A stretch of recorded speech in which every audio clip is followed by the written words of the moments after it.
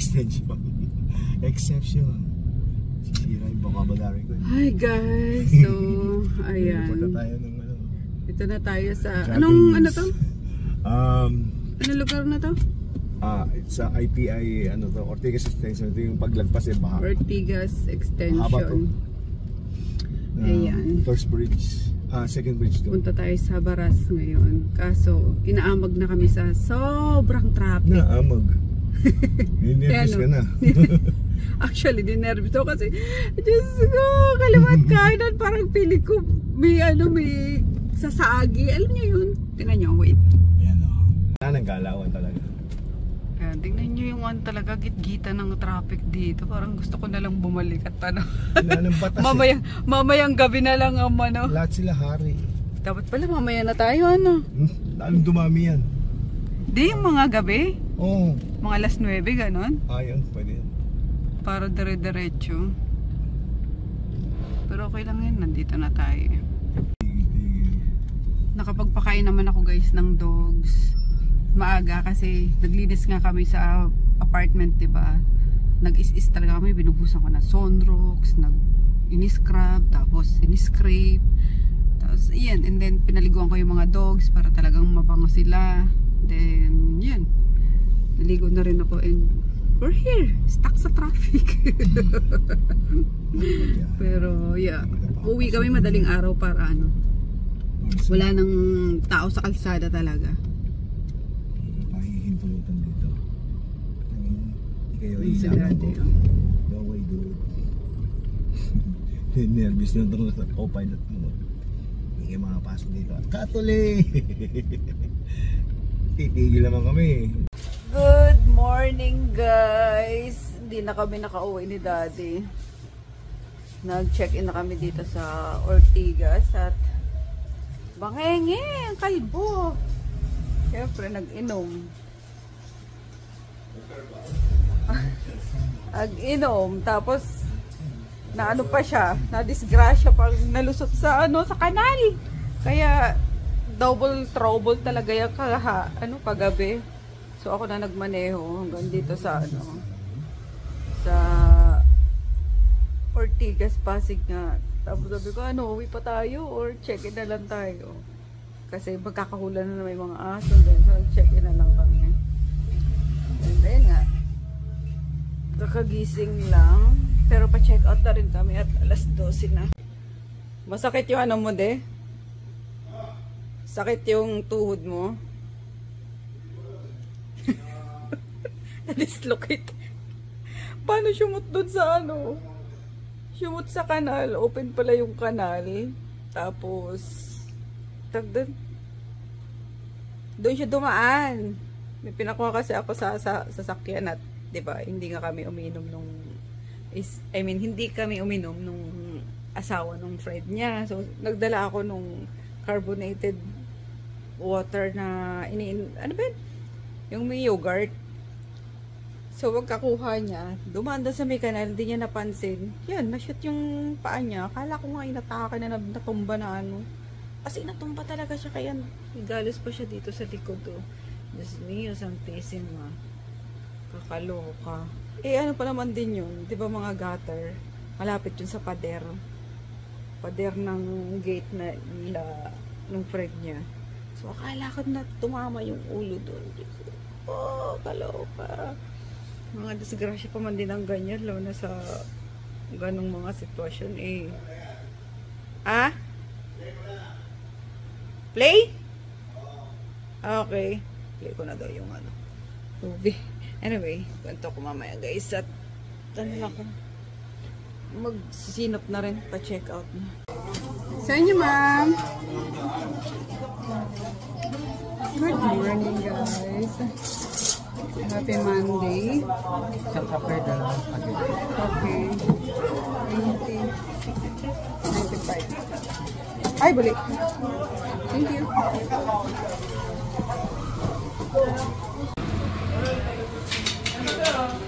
Hindi makaahon si Toto sa pancake.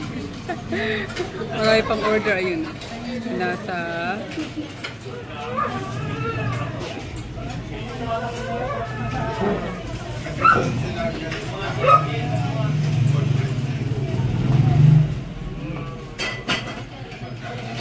Okay na yung kay Bilab, te? Ha? Apat na lang.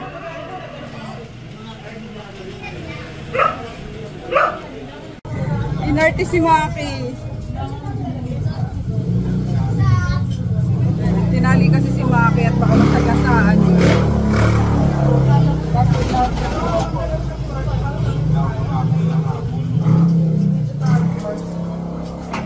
Isang ulam lang, me? 105 lang. Baka lakang barya. 1, 2, 3, 4, 5. $45. Thank you.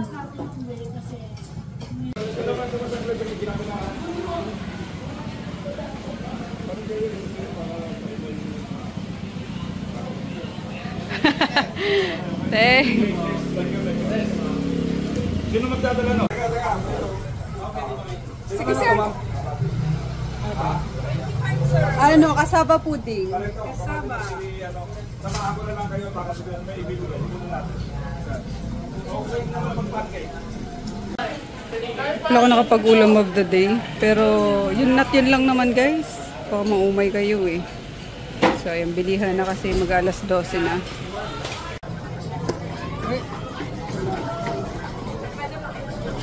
Diyan sir.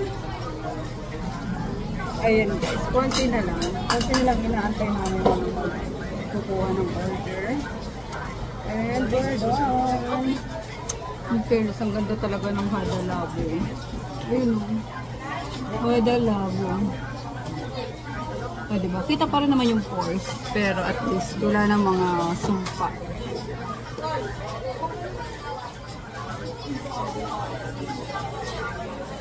And, okay ba? Yan lang. Mula kaninang umaga. Wala, una na pala. Ayun lang yung oil natin.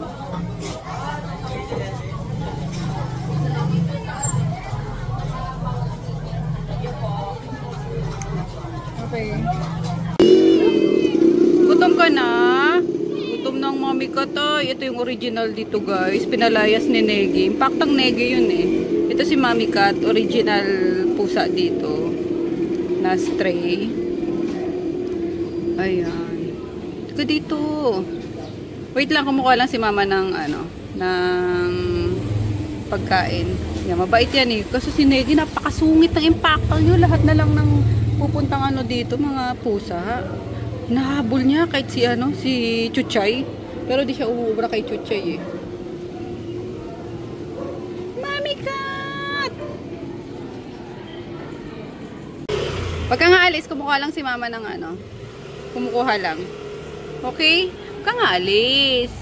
Dito ka lang, mabait ito eh. Magaling nito maghabang habol ng ano, ng daga. Kaso, panay din anak. Saan mo iniwan anak mo? Hindi ka na dito. Makasilip siya kasi baka sinegi na naman. Uy, wow! Tayo na dali. Baka masilip na naman siya ni Negi mo eh. Kaya ka na. Yan. Yan. Uy, wow! Sarap pa. Sige, me.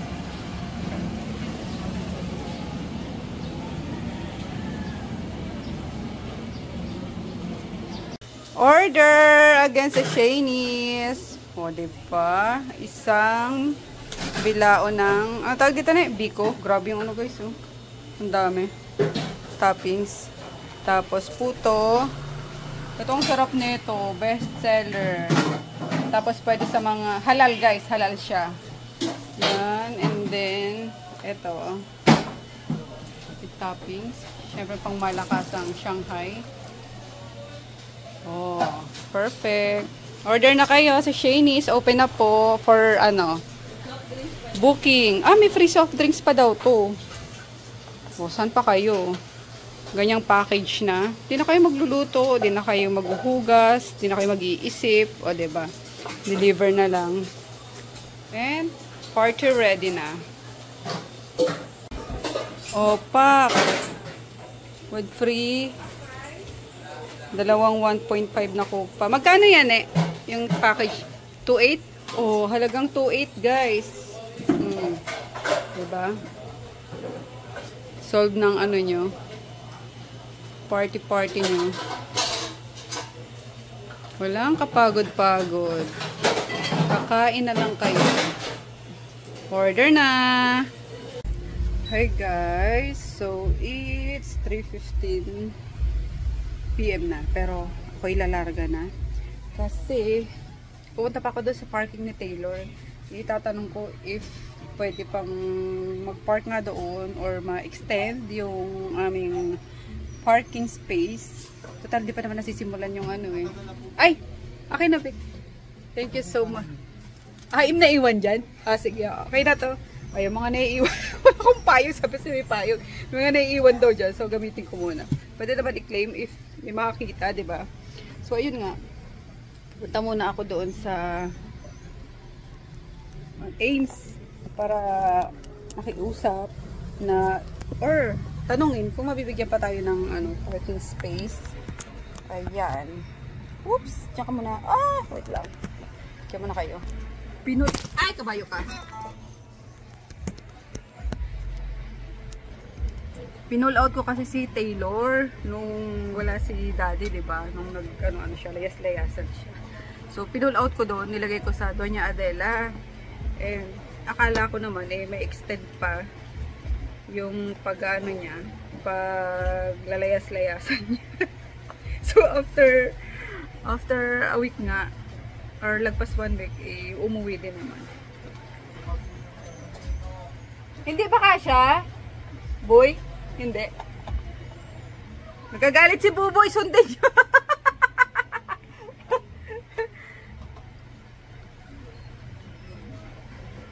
So, sana nga ba ako? So, ayun nga. Pupunta tayo sa Ames para maka-secure ng slot. At kawawa naman bawal na kasi doon sa Adela na magdalawang sasakyan. So, masungit si Ate Marie. Ayaw niya na sabi ko kahit pansamantala habang di pa ako nakakahanap ng parking. Oh, I know guys, may mag-ano naman sa inyo. Kasi may sasakyan kayo, wala kayong parking. Kasi, si Taylor naman talaga guys, dapat sa talaga sa probinsya, di ba? Kaso, sa mga di inaasang pagkakataon, syempre, pinaluwas ko na sila dahil nag-pandemic nga, yung gano'n. Kinuha ko na sila sa probinsya. Kaya wala na nga yung tao sa probinsya, which is nangihinayang ako. Kasi sabi ko, shucks, naubos yung savings ko sa bahay na yan. Hindi, tayo nyo naman palang tirahan. Pero okay lang kasi sabi ko, parang retirement na lang yun if ever, kapag ayoko na dito sa Maynila, sa Metro Manila.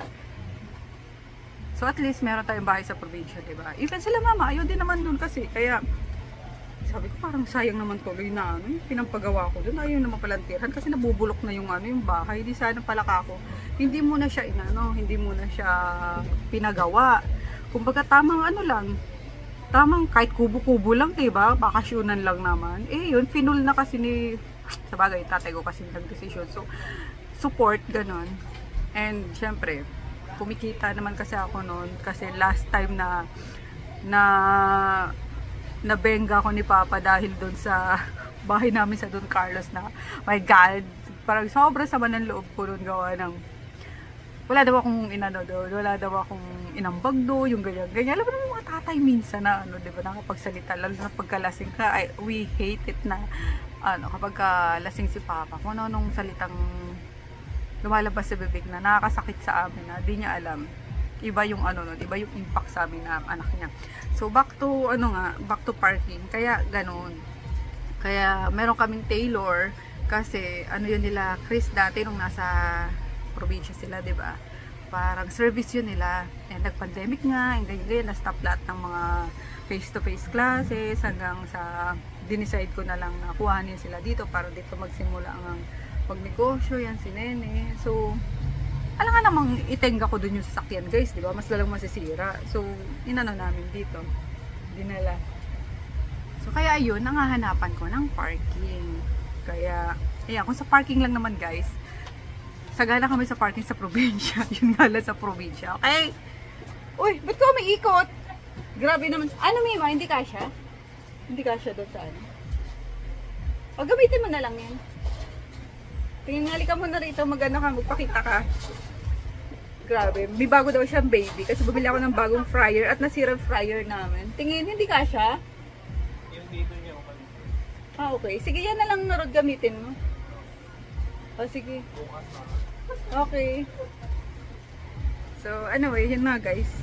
Madali na tayo para maabutan pa natin bukas yung ano. Ames. Tsaka makaligo ko ng ano. Ano, naglalangis na ako oh. Walkathon lang tayo guys. At malapit lang naman. Sayang ang 50 pesos. Nakatakot mahagay. Loka.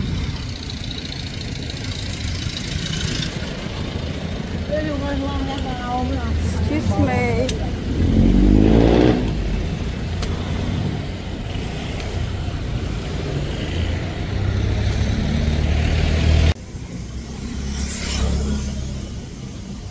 Press ko naman dito sa likod. Kaya nanggaling na ako guys. Diyan, yung building na yan sa Ames. Kaso, unfortunately, wala na talagang available kasi magkakaroon lang daw doon or mabibigyan ng slot yung mga 1 year. Meron, nagkaroon ng contract ng 1 year. Nandito ko sa likod. Dito, nilalakad dun si Groot eh.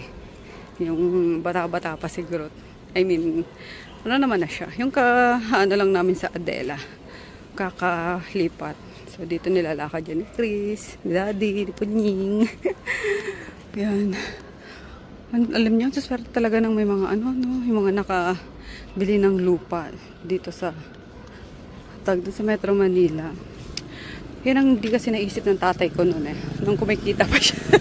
Sinisi yung tatay. Na mag-invest siya sa lupa.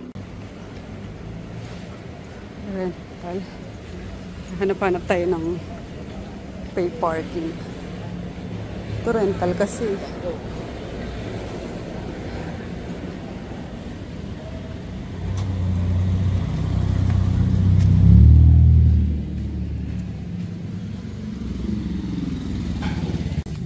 Lakad-lakad tayo para saya din magano yung maglakad-lakad minsan. Lalo na kung may problema ka. Mga ano mo lang yun. Parang pag nag-iisip ka, ano, ganyan. Kunwari naglalaro tayo kasi may mga nakatingin eh. Kaya nahihiya sa sa labas. Ito, malapit na to sa Rojas.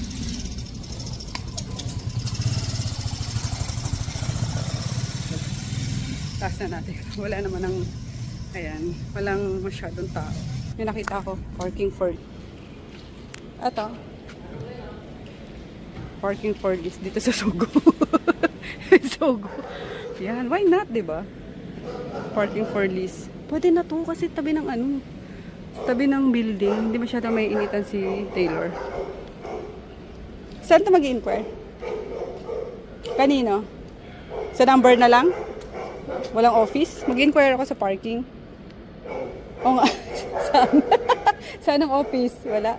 Ah, sige, saman mo ko. Mag-inquire lang ako. Ang gulo naman ni Kuya. Ayan. So, may nakita ko dito. Para if ever meron dito, and same price lang doon sa may complex. Dito na lang ako. Mas ano pa. Parang likod lang. So, yun guys. 5,000 daw per month doon sa Misogo. Which is ano naman din. Kasi safe. May guard siya. And then, tawag dito, hindi siya masyado may initan. Kasi may option ka na doon sa labas mismo. Yung sa inistayan natin kanina. Or doon sa rampa nila. Kung ba sa taas, parang second floor na ano. So, talagang tagong-tago si Taylor. Pero, sabi ko nga, mas okay na doon sa likod kasi mas accessible siya. Mas madaling kuhanin yung sasakyan kapag kakailangan. So, tanongin ko si Daddy kung saan niya bet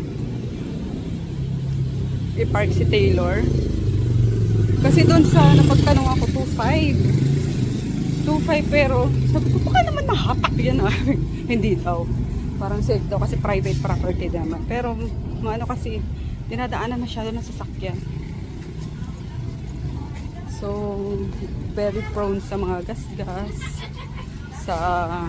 Prone din sa ano, wala tayong security if hindi talaga may hila, 'di ba? So, let's see kung saan natin malalagay ang ating Taylor bebe, ang ating bebe Taylor. So, ayan, umikot lang tayo, guys. Ito na yung Petron. Ayun na yung Doña Adela. Dito, pwede naman sana street parking. Ayun lang, kung gusto mong lagi ka magbayad sa ano, sa tow. Pero dito sa ano eh, sa towing eh. Kaya, 'di ba? Di kami nag-street parking. Parang hindi na nagbubukas tong tindahan na to. Wala na ata to. Auto equipment supplies. Ayun. Pwede din sana dito. Dami ah! Sa'yo yan? Ah! Meron akong ano, H100 pag kailangan mo. Ano na kasi nila to? Ano? Mabiyak mo kayo. Oo, pag ano, di nagagamit yung H100 ko eh. Nakatambay lang. Tatambay. Bakit malamig? Ano to ma'am, yung nubashi, yung ginagawang tempura. Mga shrimp, frozen shrimp. Opo. Okay. Meron ka na rin pala niyan. Opo. Wow! Pero ito, ano lang to, by order lang. By order Wala lang. kaming Oo. lagayan. Yun nga sabi ko, parang may freezer ka na dyan na malaki. Walk-in freezer ka na dyan. Ito, by order lang. Pati yung mga frito, meron ka na. By order lang din. Para isahan lang yung deliver. Pag may sinasabay lang sila. Okay. Ayun. Sige. Opo. Galing ah. Oh, diba? Ginagawa na naman here.